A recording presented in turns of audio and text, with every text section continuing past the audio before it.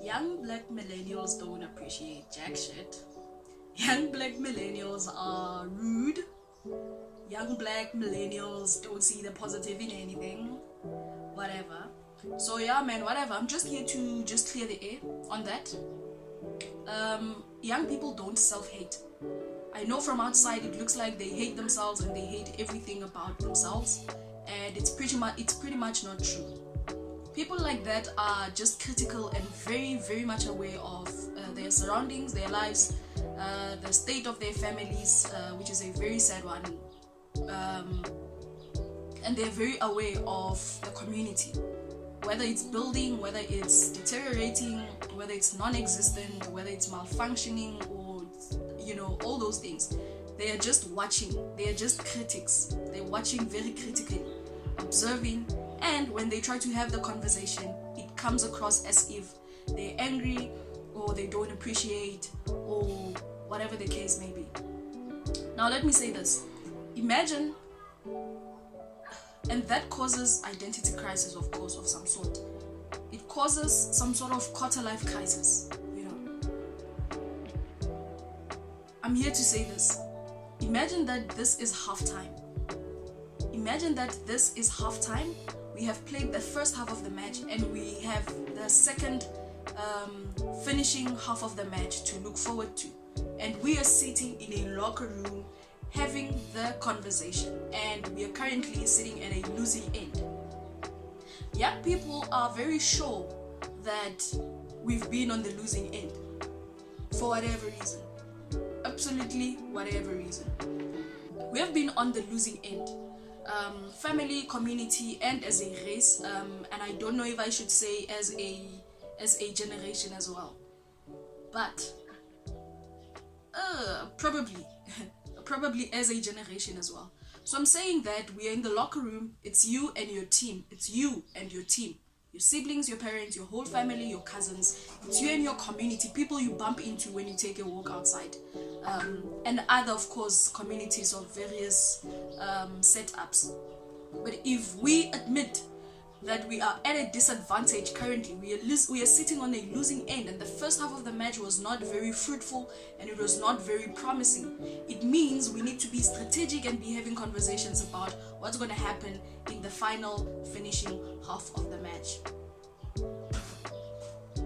As we become critics, we are just approaching the matters as some sort of detectives, asking very fundamental questions. And I know it pisses off some people, especially adults who struggle to take account or to reflect. Approach with caution there. We are pushing some sort of investigations into the realities that we find ourselves in. But like I said, asking just fundamental questions. What was the plan? What went wrong? What went wrong? What was supposed to happen? What's the plan? Who was at fault? Who was supposed to lead? Or who is leading?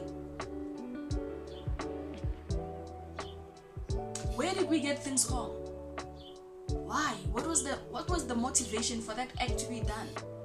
When we ask those questions, it comes across as attack, which is very crazy. Which is, it's not very constructive. And we need to be having the conversation moving forward. What do we do now?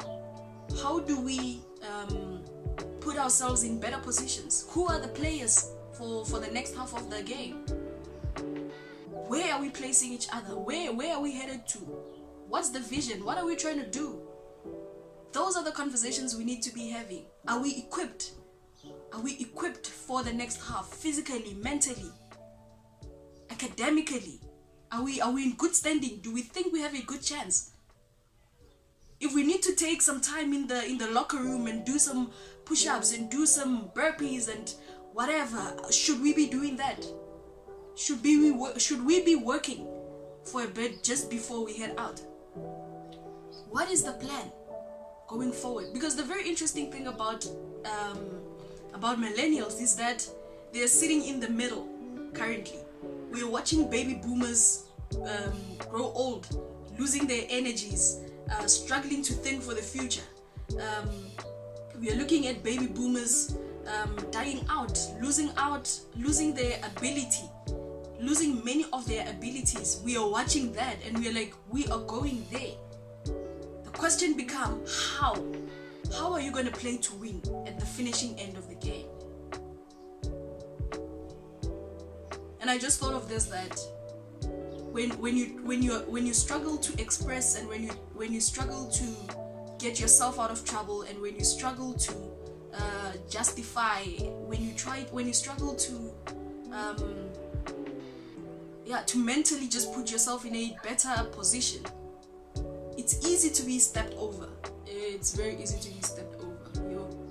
Anyways, so yeah man, we need to be working really, really hard with the mind. Sit by yourself and think, especially if you have kids or a kid. It's important that you start thinking, because you are looking at the previous generation, which was your parents. You're looking at yourself as a product of those parents, those environments, those type of thinking, those type of mindsets and all those things. And now as a parent, you're like, go flip, I am in that leadership position. What do I do going forward? So I had my very first public debate over the weekend, and the debate was on social media and online schooling, and I'm pro on both. I think they're very important to execute, and they give you a chance to be a global citizen and to be competitive at that level as well. I'm not going to talk about that now. However, though, the debate was almost useless.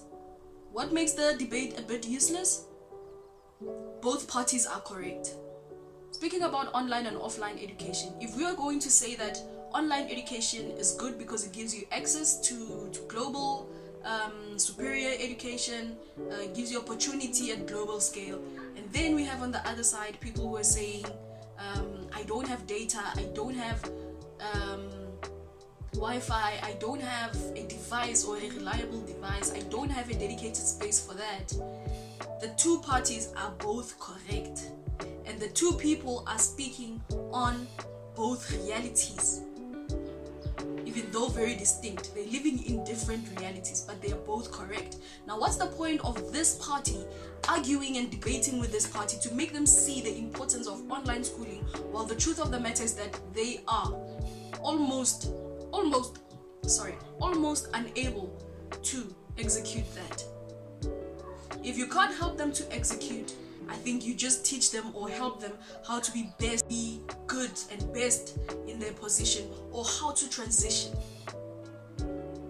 But the debate in itself is not going to help. Yes, you might gain like perspective, but it's better that you go out.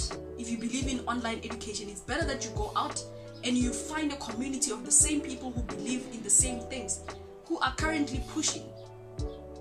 Families who understand, parents who understand that online education is more superior to our local education, basic education. That's just teaching you how to read, write, and do basic arithmetic. If they believe in what you believe in, chances are they are already executing. They already have their children plugged into the global education or the international education or superior curriculums. They are already doing that, either parallel to the current, or they have unplugged their kids completely. Now, which one is more progressive? Would you rather go debate, or would you rather go execute with those with whom you already agree that this is for the greater good? Yeah? So yeah, man, that's just what's up. I think everyone, especially millennials, I think we all dream of being in winning teams. We all dream of being winning along with our families. A lot of us, when you try to find our purpose, when you try to find our careers, when you try to find how to belong, we always start with family. We're like, you know what? I would like to build or be part of this amazing team. I wish for us to do ABC. You become very ambitious about your family, yeah? Anyways, yeah, man. So please recognize that this is halftime. And there's a fighting chance. And if you believe in yourself, and you believe in your community, and you believe in your family, and you believe that the better half can be a good end to a great match, I think you should go for it. Start by opening and leading this conversation. Start by opening and leading these conversations, whether it's on WhatsApp, whether it's on family groups, whether it's with your friends, whether it's with your siblings, whether it's with your parents. Just approach with caution when you're approaching baby boomers. But it's important. People will call it self-hate because you're a critic. Whatever, it is half time, and we need honesty and we need a strategy. Cheers, guys. I hope you guys had a very exciting weekend, a very productive one. Yeah, man, we'll hang out again on my next video. Cheers. Jubilant the age mates, it's Red Rose, your girl with the 8 in the middle of the O and the S. I just want to quickly show you this. Just wait. Look at your girl, guys. This is the second article this week alone. Please, guys, go check it out on Motheo News. It's online. Go check it out. Daki, Dago,